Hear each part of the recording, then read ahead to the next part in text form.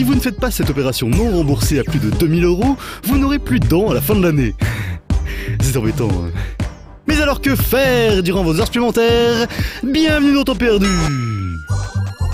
Bientôt 4 ans et demi. Oui, 4 ans et demi que chaque semaine, sans relâche... Enfin, sauf pendant les vacances, hein. 4 ans et demi donc que j'essaie de vous occuper durant vos heures supplémentaires. Et je suis sûr qu'après tout ce temps, parfois, vous vous demandez comment je choisis les jeux pour cette émission, quels sont les détails qui me font craquer pour tel ou tel truc. Eh bien, aujourd'hui, je vais me dévoiler un peu, montrer mes tripes, me mettre à nu, puisque de toute façon, je suis un berbe. Vous parlez de moi, quoi. Bon, je sais, ça n'est peut-être pas ce que vous attendiez, mais c'est parce que j'ai mal aux dents et aussi parce que c'est comme ça quand j'ai pas d'idée. Alors par exemple, le truc rose là, pourquoi que c'est-il donc lui que j'ai choisi? Dans ce cas précis, c'est la règle du « Tiens, il est déjà minuit ».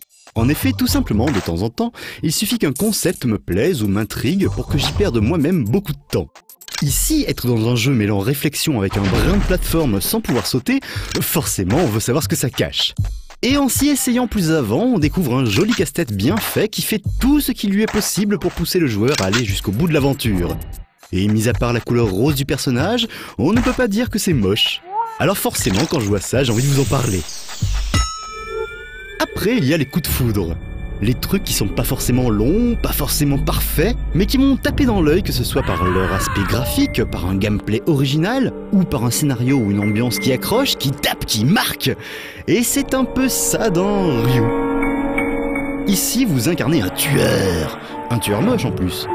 Mais pourquoi donc que vous êtes comme ça un assassin? Qu'est-ce qui s'est donc passé? Eh bien, c'est tout le concept du jeu. En effet, dans ce très classique point and click, vous n'avancez pas de tableau en tableau, mais vous reculez dans les niveaux jusqu'à découvrir finalement, ou débutamment peut-être, le pourquoi du comment. Ajoutez à cela une jolie petite ambiance glauquinette à souhait avec des nounours, et ben voilà, oui, j'ai envie de vous en parler.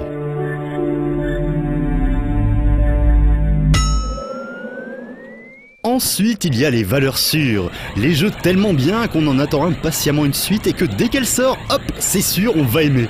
Et il y a plus de 2 ans, je déclarais ma flamme à l'immense, à l'incroyable, au merveilleux Civilization Wars.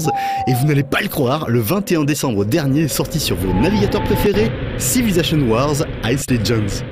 Et c'est, comment dire, fabuleusement bon.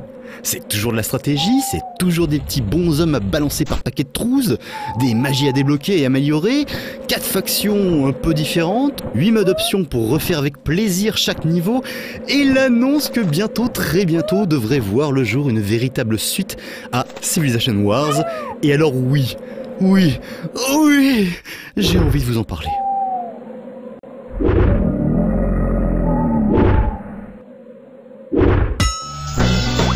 Enfin, il y a les consécrations. Ceux qui, après plusieurs années à nous faire perdre du temps, décident qu'enfin, en parallèle de leur production gratuite, ils peuvent tenter le coup du jeu un peu payant. C'est le cas aujourd'hui avec Zibarf et son The Ballad of Remus.